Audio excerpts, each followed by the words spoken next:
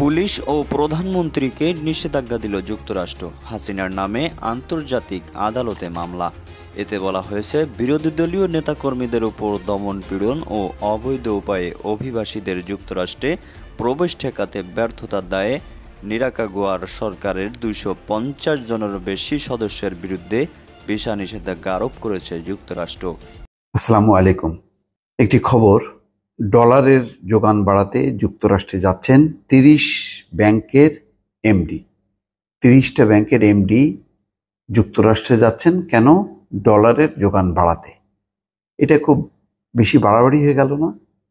এটা খুব দরকার ছিল।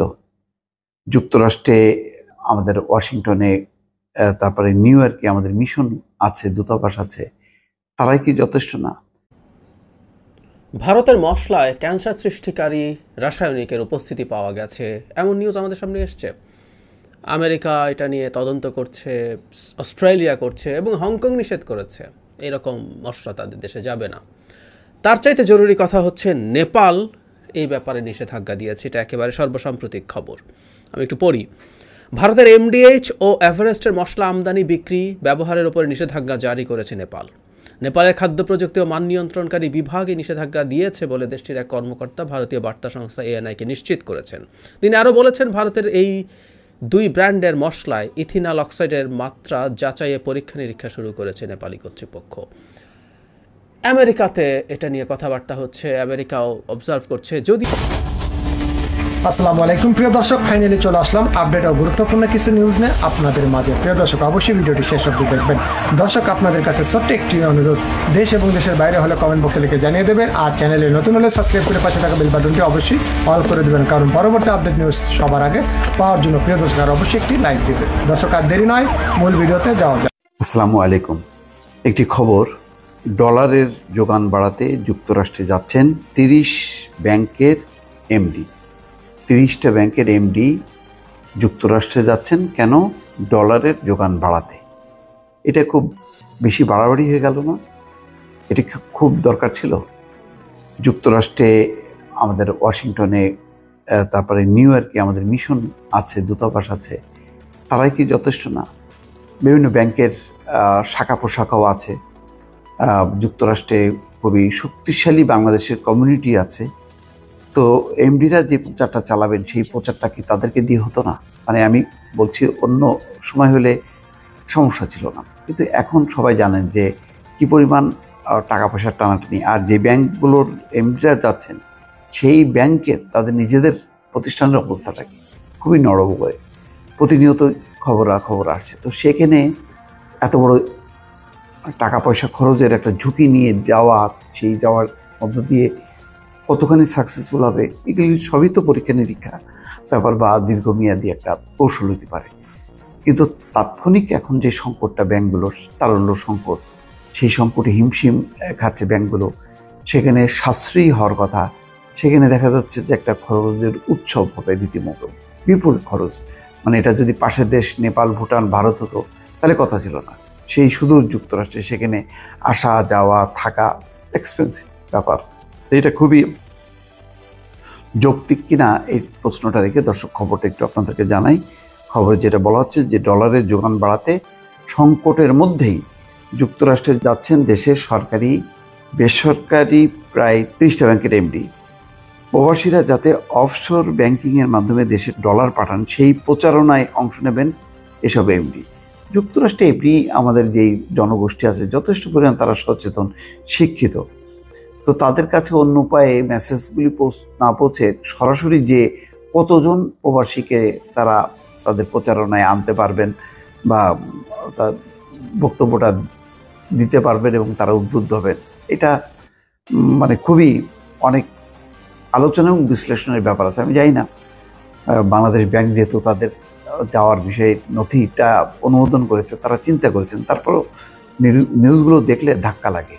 পাশাপাশি অর্থ পাচার প্রতিরোধ সংক্রান্ত একটি অনুষ্ঠানেও তাদের যোগ দেওয়ার কথা রয়েছে। ব্যাংকের এমডিদের সঙ্গে যাচ্ছেন বাংলাদেশ ব্যাংকের ডেপুটি গভর্নর কাজী সাইদুর রহমান, তাকে আবার যেতে হচ্ছে। বিষয়টি নিশ্চিত করেছেন নাম প্রকাশে অনিচ্ছুক সংশ্লিষ্ট ব্যাংকের একজন ব্যবস্থাপনা পরিচালক। সূত্র বলছে, দেশের ডলার সংকটের এই সময় ব্যাংক খাতে ডলারের যোগান বাড়াতে বিভিন্ন ব্যাংক অফশোর ব্যাংকিংকে জোর দিচ্ছে। এই জন্য নানা প্রচারণা চালাচ্ছে ব্যাংকগুলো। তারই অংশ হিসেবে যুক্তরাষ্ট্র প্রবাসী বাংলাদেশিদের অফশোর ব্যাংকিংয়ের আওতায় ডলার জমানোয় উদ্বুদ্ধ করতে দেশটিতে প্রচারণামূলক অনুষ্ঠানের আয়োজন করা হয়েছে। প্রচারণামূলক অনুষ্ঠানগুলোতে যুক্ত থাকবেন এসব এমডি। পাশাপাশি একই সময় ইউএস ডিপার্টমেন্ট অব জাস্টিস আয়োজিত আন্তর্জাতিক ব্যাংক সম্মেলন অনুষ্ঠিত হবে। এই সম্মেলনে যুক্তরাষ্ট্রে যাচ্ছেন আরও 25 জন এমডি। জানা গেছে বাংলাদেশ ব্যাংক ইতিমধ্যে এসব এমডির বিদেশ যাওয়া সংক্রান্ত নথি অনুমোদন করেছে। আর 24শে মে যে নিউ ইয়র্কে একটি হোটেলে প্রবাসীদের জন্য অফশোর ব্যাংকিং ফিক্সড ডিপোজিট সংক্রান্ত প্রচারণায় অনুষ্ঠানে আয়োজন করা হয়েছে, সেখানে আবার প্রধান অতিথি থাকবেন বাংলাদেশের রাষ্ট্রদূত মোহাম্মদ ইমরান। বিশেষ অতিথি থাকবেন জাতিসংঘের স্থায়ী প্রতিনিধি মোহাম্মদ আব্দুল মুহিত সহ আরও অনেকে। যাই হোক, অনেকে MD, Dutch Bangla MD Abul Kashem, Mohammad Shirin, bank এশিয়ার এমডি সোহেল আর কে হোসেন, অগ্রণী ব্যাংকের এমডি মোর্শেদুল কবির, সিটি ব্যাংকের এমডি মাসুর আরেফিন, ব্রাক ব্যাংকের এমডি সেলিম আরেফ হোসেন সহ এরকম 30 জন। তো বিষয়টা জানি না কতখানি কাজে লাগবে। যদি ভালো হয় তো সমস্যা নেই, তাহলে খরচ করতে। যদি সেটা না হয় তাহলে মানে এই সংকটের মধ্যে এই সমস্ত ট্যুরগুলো আসলে মানে খুব নেতিবাচক হিসেবেই সামনে আসবে। দর্শক ভালো থাকবেন, আল্লাহ হাফেজ। অস্ট্রেলিয়া করছে এবং হংকং নিষেধ করেছে, এরকম মশলা তাদের দেশে যাবে না। তার চাইতে জরুরি কথা হচ্ছে নেপাল এই ব্যাপারে নিষেধাজ্ঞা দিয়েছে। এটা একেবারে সর্বসাম্প্রতিক খবর। আমি একটু পড়ি। ভারতের এমডিএইচ ও এভারেস্টের মশলা আমদানি, বিক্রি, ব্যবহারের উপরে নিষেধাজ্ঞা জারি করেছে নেপাল। নেপালের খাদ্য প্রযুক্তি ও মান নিয়ন্ত্রণকারী বিভাগে নিষেধাজ্ঞা দিয়েছে বলে দেশটির এক কর্মকর্তা ভারতীয় বার্তা সংস্থা এএনআইকে নিশ্চিত করেছেন। তিনি আরও বলেছেন, ভারতের এই 2 ব্র্যান্ডের মশলায় ইথিনাল অক্সাইডের মাত্রা যাচাইয়ে পরীক্ষা নিরীক্ষা শুরু করেছে নেপালি কর্তৃপক্ষ। আমেরিকাতে এটা নিয়ে কথাবার্তা হচ্ছে, আমেরিকাও অবজার্ভ করছে। যদিও প্রথম আলোর একটা রিপোর্ট আছে এরকম, এই হেডলাইনে, ভারতের 2 প্রতিষ্ঠানের মশলায় ক্ষতিকর জীবাণু, যুক্তরাষ্ট্রের সতর্কতা। ইথেনল অক্সাইড তো আছেই। এই রিপোর্টের মধ্যে ডিটেইলড আছে যে বিভিন্ন বছরে 17, 18, 19, 20 এরকম ধারাবাহিকভাবে 21 ভারতের এসব মশলা পণ্যে তারা বিভিন্ন রকম জীবাণু, সালমোনেলা পেয়েছে এবং প্রচুর চালান তারা বন্ধ করেছে। মানে একটা বড় চালান গেল, তার একটা সাম পার্সেন্টেজ দেখা গেছে যে সেটা উপযুক্ত ছিল না, সেগুলো তারা বাতিল করেছে। এই রকম অভিযোগ এই মশলার ব্র্যান্ডগুলোর মধ্যে ছিল। বিশেষ করে আমরা জানি যে ভারত পৃথিবীর সবচেয়ে বেশি মশলা রপ্তানিকারক দেশ এবং এর মধ্যে এমডিএইচ সম্ভবত পৃথিবীর সবচেয়ে বড় মশলা রপ্তানিকারক দেশ। এখন একটা জিনিস খুব ইন্টারেস্টিং, একটা মশলায় মানে সালমোনেলা বা কিছু জীবাণু পাওয়া বাংলাদেশের মতো প্রেক্ষাপটে কেউ এটা নিয়ে নানান কথা বলতে পারেন। এটা আমি মানিও যে বাংলাদেশের মশলা যারা তৈরি করেন তাদের অনেকের ক্ষেত্রে এটা পাওয়া যেতে পারে, এটা পাওয়া যাচ্ছে এবং ক্যান্সার সৃষ্টিকারী রাসায়নিক পাওয়া গেছে। এটার জন্য নেপালের মতো দেশও এই মশলা নিষিদ্ধ করছে। নেপালেরও ওই গাটস আছে। যে জিনিস প্রমাণিত হয়েছে, প্রতিষ্ঠিত হয়েছে, সেই জিনিস নিয়ে আপনাকে আসলে ব্যবস্থা নেওয়া, একটা ব্যবস্থা নেওয়া জরুরি, যেটা গ্লোবালি আলোচনার ব্যাপার। কিন্তু আপনি কি নিচ্ছেন? মানে এই মশলাগুলো বাংলাদেশে কতটা পাওয়া যায় আমি একটু খোঁজ করার চেষ্টা করে দেখলাম। এই 2 ব্র্যান্ড এমডিএইচ এবং এভারেস্ট, এই 2 ব্র্যান্ডের মশলা যথেষ্ট পরিমাণেই পাওয়া যায়।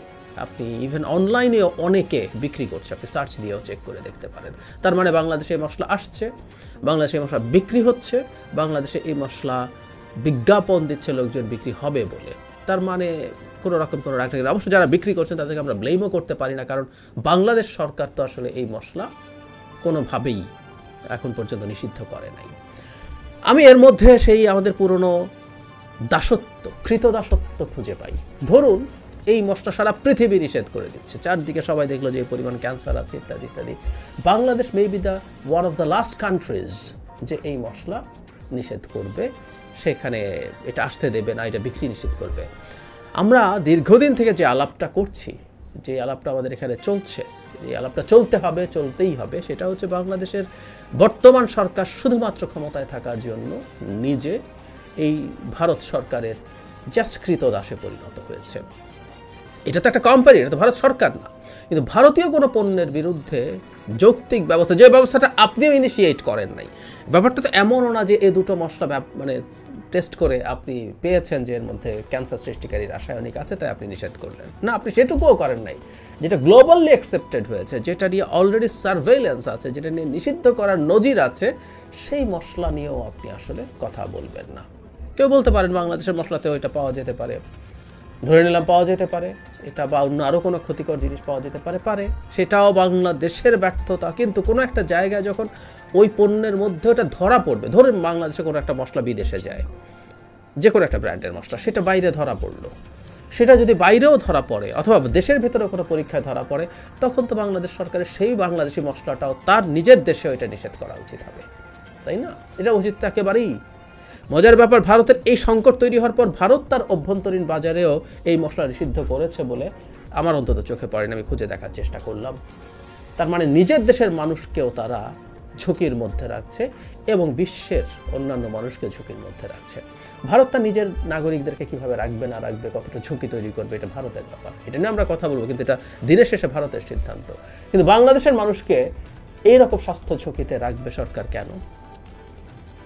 আমরা কারণটা আসলে বুঝি। এই জন্যই বাংলাদেশে এই দুটো কোম্পানি এমডিএইচ এবং এভারেস্টের মশলার যে কোনো রকম কোনো সমস্যা হয়নি, হবে না, নিষেধাজ্ঞা তো দূরেই থাকুক, কোনো আলাপ আলোচনাও বা সরকারের দিক থেকে ইনিশিয়েট করা হয়নি, তাতে আমরা আসলে অবাক হই না। ওই যে বললাম, যদি বিশ্বব্যাপী এই মশলা নিষিদ্ধ হতে থাকে, তাহলে বাংলাদেশ শেষ দেশগুলোর একটা হবে যে এটা নিষেধ করার পথে হাঁটবে।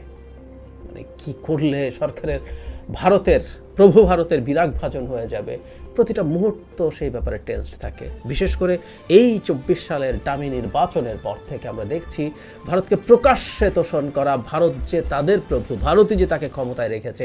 আগে এগুলো আশপাশের মানুষজন বলতেন, ফিসফাস করতেন বা জোর উচ্চস্বরে বলতেন, সরকারের দিক থেকে সেগুলোকে এক ধরনের ডিনাউন্স করার টেন্ডেন্সি ছিল, না না ও আমাদের বন্ধু ইত্যাদি ইত্যাদি। কিন্তু এরপর থেকে তো তারা তাকে প্রভু হিসাবে এস্টাবলিশ করার চেষ্টা করছে, ভারতই হয়তো বলছে।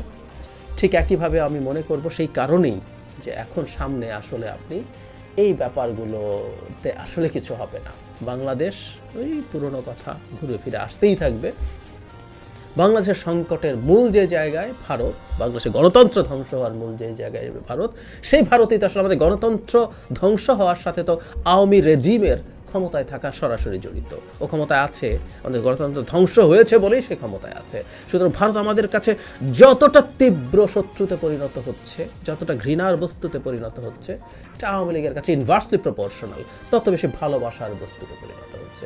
সুতরাং আওয়ামী লীগ, এই আওয়ামী রেজিম ভারতের শুধু না, ভারতের কোনো কোম্পানিরও সামান্যতম স্বার্থে আঘাত আসবে এমন কোনো পদক্ষেপ নেবার কোনো কারণ নাই। তাই নেপালের মতো পুঁচকে দেশও যখন গার্ডস দেখিয়ে এরকম ব্যবস্থা নেয়, বাংলাদেশ সরকার নেবে এটা আমরা কল্পনাই করিনি, এটা হওয়ার কোনো কথাই ছিল না।